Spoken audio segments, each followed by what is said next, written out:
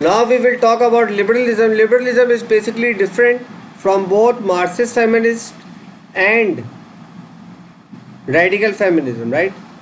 It is basically a summation of numerous small scale deprivations. तो जैसे कि मैंने बात कर ली कि भाई जिन चीज़ों से डिप्राइव्ड है उसका सिर्फ सम कर ले तो आपका लिबरलिज्म है. पहली बात वो जिसके ऊपर बात करते हैं वो है denial of equal rights in employment and education. इसके ऊपर स्टडी देखनी है आप कैंटर 1977 की स्टडी देखें, इससे डिटेल उसके ऊपर स्टडी की हुई है. नेक्स्ट क्या है, women is disadvantage position is related to specific details of prejudice against women. This is often combined with a second theme of sexist attitudes which act to sustain the situation. ये जो हमारा attitude है लोगों का, right, sexist attitude, ये भी बहुत बड़ा इम्पैक्ट करता है लिबरलिज्म के ऊपर. एटीट्यूड्स क्यों इंपॉर्टेंट है इतने, लिबरलिज्म वाले क्यों ये बात कहते हैं? सही, attitudes analyse as traditional and unresponsive to recent changes in real gender relation. This approach has often generated empirical studies about gender relations. इसी से क्या होता है, empirical यानी scientific studies बन गई हैं. सही, empirical studies हो रही हैं about gender relationships because of liberalism. तो ये एक अच्छी बात है. सही, इससे इसको एक ये टच दे दिया, scientific टच दे दिया. They provide extensive documentation of the lives of the women. For instance, some of the major surveys of women employment and the domestic division of labor may fall within this category. So, domestic division of labor will fall in this category. इसके ऊपर जो research हुई थी, वैसे तो आप recent examples भी लिख सकते हैं, लेकिन मार्टिन एंड रॉबर्ट्स की स्टडी अगर आप लोगों को याद हो, आप लोगों ने कहीं पढ़ा हो 1984 के अंदर, उसकी स्टडी आप देखें, उसका अगर आप अपने एग्जाम में लिखेंगे तो आपका हाई स्कोरिंग सब्जेक्ट हो जाएगा और ये उसके ऊपर नंबर आपको अच्छे मिल जाएंगे.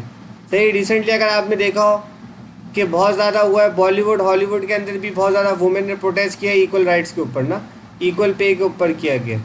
सही, इवन ऑस्कर्स के अंदर अगर आपने देखा हो, ऑस्कर्स है मेरे ख्याल से, या गोल्डन ग्लोब्स है, गोल्डन ग्लोब्स के जो अवार्ड्स हुए हैं उसके अंदर इस चीज़ का जोक भी बनाया गया था. जेनिफर लॉरेंस ने जब अपने टाइम के ऊपर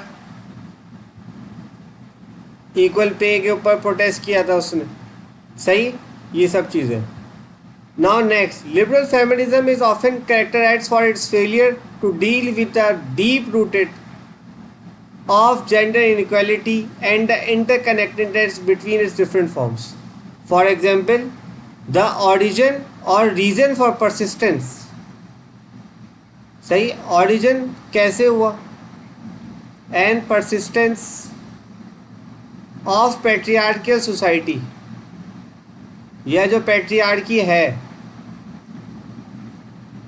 एटीट्यूड वो क्यों है, तो उसके ऑरिजिन और उसकी जो परसिस्टेंस है उसको कैटर नहीं करता. ये उसका एक ड्रॉबैक है. हमेशा क्रिटिकल एनालिसिस करना होता है थ्योरीज का, डायरेक्ट नहीं लिखना होता कि सारे पॉजिटिव बातें लिख दी बस फट आगे चलेगा और लिखते चलेगा, उसमें एग्जाम्पल सेट की, but you have to do a critical analysis. फिर एक और बात, this does not exhaust the forms of feminist argument. For instance, there are attempts both to synthesise different forms of feminist analysis and to synthesize feminist analysis with the mainstream frameworks.